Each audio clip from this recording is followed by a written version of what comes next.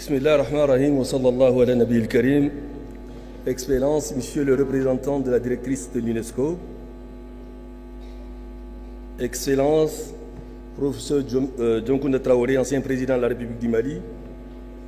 Excellence, Monsieur Moussa Dramé, ministre gambien représentant son Excellence Adama Barrow, président de la République Gambie, assurant le haut patronage de cette journée de la GILSO, Journée internationale de la langue soninké, dont l'acronyme est GILSO et non pas GILS.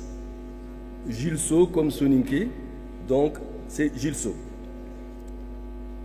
Professeur Abdoulaye Bathily, ancien ministre du Sénégal et haut représentant du chef de l'État sénégalais pour le Sahel.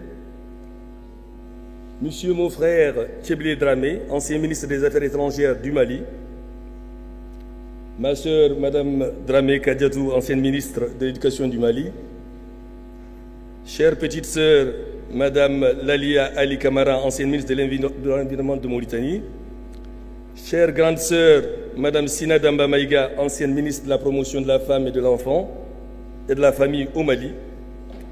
Monsieur Firmin Edouard Matoko, sous-directeur général pour l'Afrique et représentant de la directrice générale de l'UNESCO.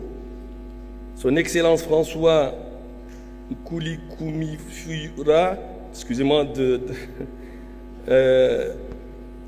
ambassadeur délégué permanent du Rwanda auprès de l'UNESCO et président du groupe Afrique. Excellences, Mesdames et Messieurs les ambassadeurs, particulièrement un salut amical et fraternel à mes deux ambassadeurs, ceux de la Mauritanie, Ulteis et ma sœur Moulati, ici présente, pour leur présence. Monsieur Bakary Dambélé, chargé des affaires de la République du Mali à Paris, mon frère. Monsieur Mamadou Mohamed Semiga, président d'honneur de la PS. Madame Soukena Djabira, ma sœur. Tes larmes m'ont fait pleurer, mais je vais essayer de ne pas pleurer en parlant de toi. Bravo pour tout ce que tu fais pour la communauté soninké. Et à côté de toi, mon ami et mon frère, Ismaël Kamara, sans qui peut-être tu ne serais pas à cette place. Monsieur Madiou Sempera, parrain de la journée internationale de la GILSO 2024. Mesdames, Messieurs les élus, distingués invités, Mesdames, Messieurs, en vos rangs et qualités, tout protocole confondu. Je voudrais d'abord, en ce jour mémorable, rendre un hommage appuyé et soutenu aux membres fondateurs de l'APS en 1979, en les personnes de Ibrahima Djabira, Christian Djirié, Ousmane Moussa Diagana, Modi Bathily, Anoun Mankange Kamara, qui fut le premier président, Toulo Fofana, Sediba Kamara, et souhaiter un prompt rétablissement à son premier président, qui est Mankange, qui est malade en ce moment, Mankange Kamara, et nous lui souhaitons un prompt rétablissement. Ensuite, un hommage solennel, appuyé ou soutenu à notre ancien président Feudiaye Soumaré, dont on vient de voir l'hommage qui lui a été rendu, et je m'associe à chaque mot de cet hommage, qui, à la tête de l'APS pendant plus de 41 ans, nous a permis d'être aujourd'hui à ce niveau. Je voudrais, avant de continuer, puisque il y a des moments où il faut se révéler les hommes, il faut savoir aussi remercier les gens quand ils font du travail. Je ne souhaite pas commencer sans remercier toute l'équipe de l'APS qui, pendant tout le temps, a œuvré pour que nous puissions avoir cette journée. Et je ne peux pas ne pas citer aussi des noms, ceux qui ont été à l'origine de cette journée, son Excellence Amadou Opatiam, que je souhaite que vous lui fassiez un applaudissement, parce que si on parle de journée internationale de la langue soninké, l'idée vient de lui en particulier. Et je voudrais remercier, au-delà du président Adama Barrow, remercier Moussa, son Excellence Moussa Dramé, mais aussi l'ambassadeur Kamara, qui n'ont ménagé aucun effort. Si je remercie toute la PS pour le travail qui a été fourni, je vais remercier singulièrement Aminata Bouni, qui a été la coordinatrice de ce travail et qui a fait le travail que vous savez. Je voudrais remercier aussi notre nouveau secrétaire général, M. Massiré Koïta.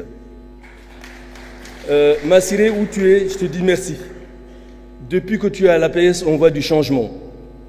Tu es élu et tu es dans l'ombre. Tu ne veux pas apparaître.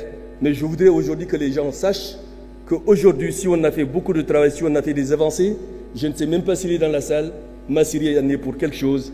Au nom de tout ce que tu fais, au nom de toute la communauté, je te remercie pour ton assistance, M. Massiré Koïta.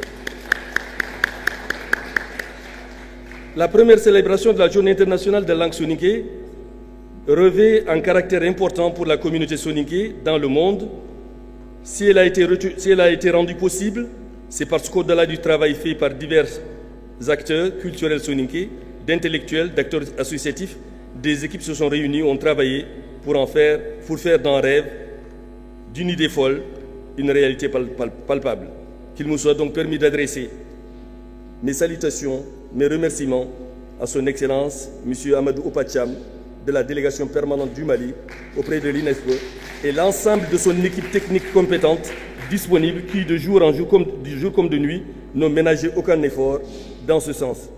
Que vous l'avez mis à Taounere, que vous avez lenki, ce n'est qu'un canenga à gagner la journée internationale de la famille. Que au Alpular, woni sabab hande sarakulle woni langue internationale langue soni ko sarakulle o Alpular Amadou Pocham ajaram Allah jaram ajaram. Qu'il me soit permis ensuite de rendre hommage, de remercier son Excellence le président Adama Barrow pour avoir accepté de faire porter ce dossier par son pays. L'investissement de son Excellence Ibrahima Ousmane Kamara, ambassadeur extraordinaire et plénipotentiaire de la Gambie en France et ambassadeur délégué permanent auprès de l'UNESCO, ainsi que celui du consul général, mon frère, mon fils, Mohamed Magassi, qu'ils en soient remerciés pour tout le travail qui a été abattu.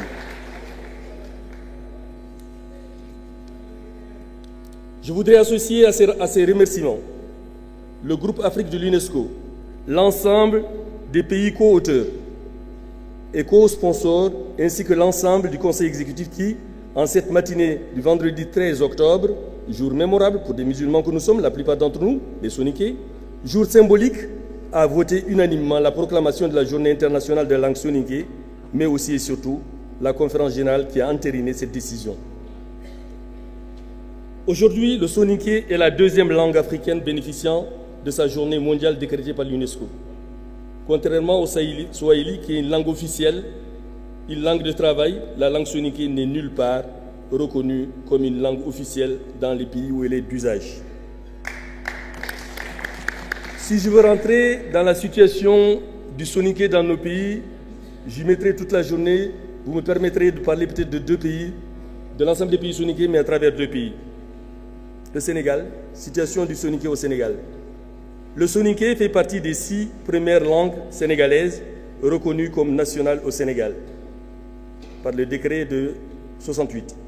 Depuis cette date, une politique de promotion des langues nationales est développée à travers des campagnes d'alphabétisation et de codification d'autres langues parlées par des populations considérées comme minoritaires. Toutefois, à partir de 2022, le programme de renforcement de la lecture initiale pour tous, RELIT, est venu introduire le bilinguisme à l'école avec le français comme langue seconde, ce qui est quand même quelque chose d'extraordinaire. Ce programme a intéressé au départ, pour le soninké, les régions de Tambacounda et Kédougou, 2022-2023, puis Matam et Podor, 2023-2024, en s'étendant à l'occasion à des classes de grande section du préscolaire dans ces différentes académies. Aussi, à partir de l'année universitaire 2023-2024, et suite à une forte demande de la communauté estudiantine, l'enseignement de la langue soninké, qui était le chaînon manquant à l'université de Dakar, a connu ses débuts avec la présence d'étudiants en licence 1 au département de linguistique. Et cette année, le ministère de l'Éducation nationale du Sénégal, après avoir lancé le mois de l'alphabétisation en septembre, a annoncé pour la rentrée scolaire 2024-2025 l'introduction de la généralisation des langues nationales dans le système éducatif avec les terminologies adaptées conçues à l'avance. Situation du soninké en Mauritanie. La Constitution du 21 juillet 1991 en son article 20, reconnaît le soninké et les autres langues nationales. En 1979, un institut des langues nationales a été créé pour expérimenter ces langues et les introduire dans le système éducatif. En 1999, l'Institut des langues nationales est dissous et remplacé par un département des langues nationales et de la linguistique au sein de l'Université de Nouakchott. Aujourd'hui, cette langue est enseignée à l'ENAJM, c'est l'École nationale d'administration, des journalistes et des magistrats, pour que ces administrateurs soient en contact avec leurs futurs administrés. Récemment, le 31 janvier 2023, un institut pour la promotion et l'enseignement des langues nationales, IPELA, a été créé et c'est l'occasion pour moi de remercier le président de la République, son Excellence Mohamed El Cheikh El Ghazouani, qui a rendu cela possible. Et nous voudrions que, effectivement, Madame l'ambassadrice lui transmette nos remerciements pour que cette expérimentation soit une réussite totale.